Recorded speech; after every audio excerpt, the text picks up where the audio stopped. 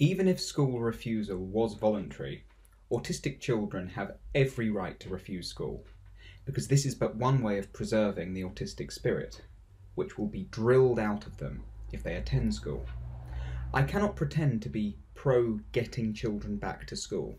If a parent tells me that their child is school refusing, part of me is impelled to rejoice and yell "good" at the top of my lungs, notwithstanding the debilitating anxiety they experience, but because this is, to me, indicative of a modicum of self-respect on behalf of the child.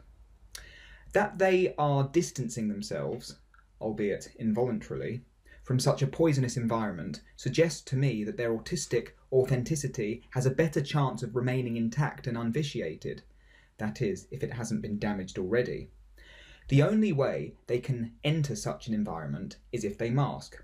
This is beneficial only to the teachers, who are, time and time again, duped and deceived by the thespian prowess autistic children tend to possess.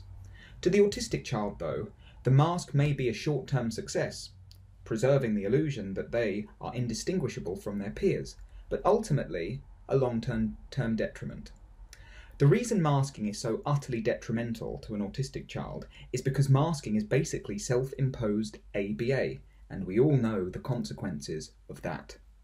In my experience, the area of autistic experience teachers are most ignorant about is masking. No, they are not fine in school. A hellish nightmare is being concealed by a polished outer layer, fit for societal use. We in the autistic community often relay the horrors of ABA, but what many of us fail to realise is that many of us have administered this barbarous practice to ourselves at certain points in our lives, through the process we know as masking. This is why I take masking so very seriously.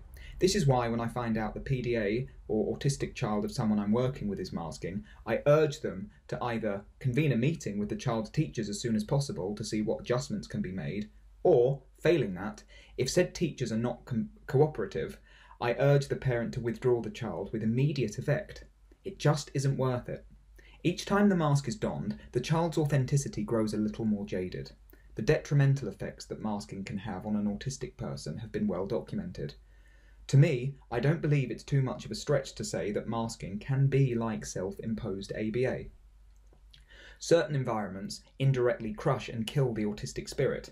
If the child doesn't respond to this trauma by putting their authentic self on hold and meticulously crafting a counterfeit norm suit, then the child has every right to not go into school. Their life could depend on it.